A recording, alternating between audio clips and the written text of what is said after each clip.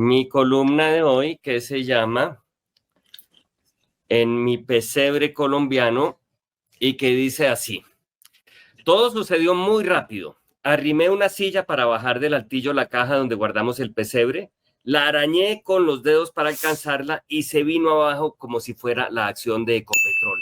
Se desplomó contra el suelo y quedó como la paz de Santos, como el sistema de salud después de Petro, hecho trizas, convertido en migajas el pobre pesebre de toda una vida al que le llegó su shu, como con el gobierno de Berto, como a todo. Quedé paralizado, sin reacción alguna. Bajo la sonrisa de un Cristo de yeso y por problemas en la caja, el pesebre se había quebrado. Expuesto así, de ese modo, el diagnóstico podía ser el mismo de lo que sucederá con el país con la ley de participaciones. Pasmado por el inminente regaño de mi esposa, me entregué entonces a una extraña ensoñación, una suerte de escapismo mental al que acudo cada vez que el alma se me sale del cuerpo. Sin necesidad de cerrar los ojos, imaginé entonces que tenía el tamaño de Dios y podía alzar con los dedos como pinzas a los personajes de la vida nacional para reemplazar con ellos las figuras de barro que acababa de romper. Extendí entonces esta Colombia de 2024 debajo de la chimenea, como si fuera la bandera del M-19 en Uruguay. Previo permiso concedido por el Clan del Golfo y las disidencias de las FARC, regué por el territorio periférico una serie de campesinos del Cauca que amenazaban huelga, de estudiantes sin créditos del ICETEX y de amas de casa que debían cocinar con gas importado. Y sobre aquel escenario popular, situé a Armandito Benedetti en calidad de San José y a Laurita Sarabia como Virgen María, y los dispuse a ambos como en la foto aquella que se tomaron en Palacio, cuya composición era idéntica a la de un pesebre. El desorden de la mesa de centro era la cuna, el dios tutelar, que todo lo observa el mismo Berto, escurrido en su sillón. Habría puesto a doña Verónica en el papel de virgen, pero desde hace meses vive desaparecida. Y la abnegada Laurita, además, recibe los designios de Berto sin cuestionarlos, con cristiana resignación, y en eso ha resultado una verdadera santa, una mujer admirable, que siempre busca la verdad, cueste lo que cueste, sin importar el precio del polígrafo. Debajo de la casucha del pesebre senté a Marelvis, precisamente, sobre un camino destapado para cuya pavimentación Gustavo Bolívar prometía partidas del DPS, alineé a los tres reyes magos, el canciller Melchor, Iván Name como Gaspar, le llevaba al niño el oro de su anillo sideral, y Juan Fernando Cristo como Baltasar. Traje esta amiga de regalo, le decía al niño. La duda consistía en resolver quién sería el divino salvador para acostarlo en una cunita abullonada con la paja que conseguí de los discursos de Berto. Inicialmente pensé en los dos Nicoláses. No en vano, en mi infancia, alguna vez tuvimos un pesebre con una pareja de niños, como en su momento lo relató mi progenitor.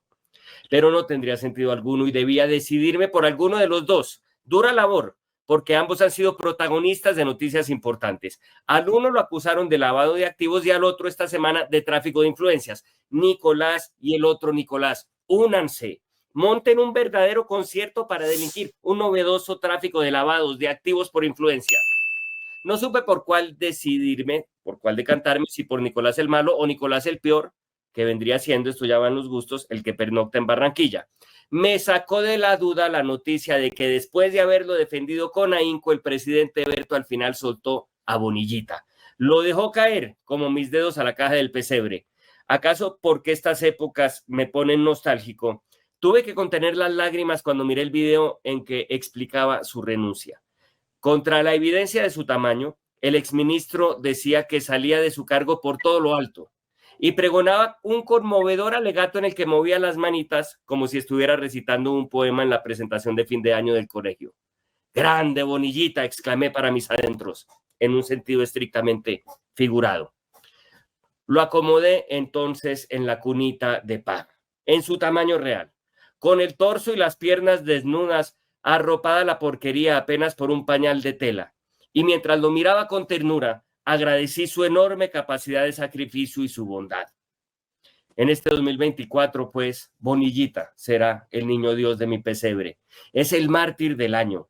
Bien decía el mismo presidente en aquella defensa que parecía una confesión, que a su pobre exministro le cobraban haber hecho lo que todos los ministros en el pasado. Déjenlo sobornar a él también, clasistas. Acomodado pues el cuerpito de Bonillita en la cunita, me puse de rodillas frente al pesebre y oré. Oré por él, oré por todos, por aquellos que necesitan una luz de esperanza en estos días, por los que la necesitaron en el año, por Nerú, para que la primera dama no lo abandone nunca, así se mude a Europa, por las cejas de Betlevi, la cuñada del presidente, por los que compraron pasajes a Inglaterra para viajar en enero, por el presidente y sus ministros, para que los dejen delinquir a ellos también, sin discriminaciones. Y le pedí a Berto, es decir, al Altísimo, que protegiera al Bajísimo, que no se tomara a mal el hecho de que Bonillita hubiera trasladado a la fiscalía la acusación contra Nicolás el Melos Malo, o hubiera dicho entre líneas en su carta de renuncia que el presidente estaba enterado de todos sus pecados. Protege al niño, Dios Padre. Le pedí con la fuerza de mi fe al presidente. No te pelees con él, que te fue leal. No le des el descanso eterno sin una embajada. La de la FAO, por ejemplo, está disponible. Cuando iba a decir amén, mi esposa irrumpió en el pequeño cuarto. ¿Se puede saber por qué te fuiste a traer los adornos de Navidad y no regresaste nunca más?, me reclamó. Antes de que pudiera responderle, miró el desastre del piso y pegó un grito que se alcanzó a escuchar en Belén. Con voz de sargento me ordenó entonces limpiar el altillo, cosa que hice en homenaje al Bajillo. Ahí pues termina mi columna del día de hoy, una columna muy navideña,